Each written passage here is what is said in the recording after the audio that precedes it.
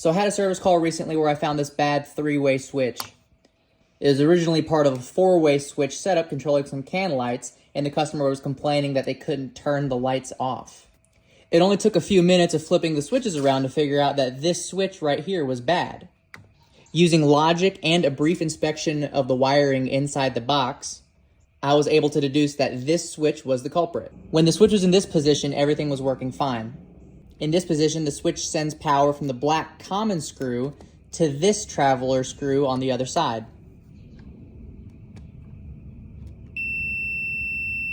But when you flip this 3-way to this position, something weird happened. At both of the other switches in the 4-way switch setup, no matter which position they were in, the lights would not turn off. When it's in this position, it sends power from the black common screw to the other traveler screw, but it also, for some reason, bridges the gap between both of the traveler screws.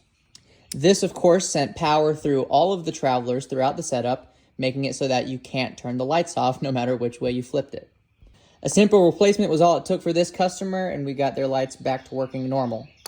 But now I'm curious. I'm going to drill it open and see if I can find out why these travelers are continuous. I'm going to drill out these 2 rivets and then pry the plastic apart carefully so that I can try to see why they are connected.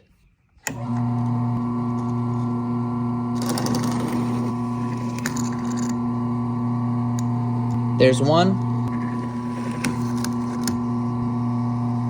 and there's the other.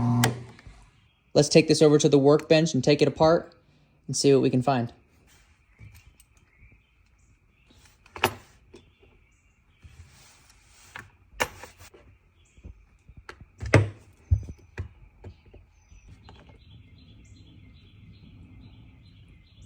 Okay, interesting.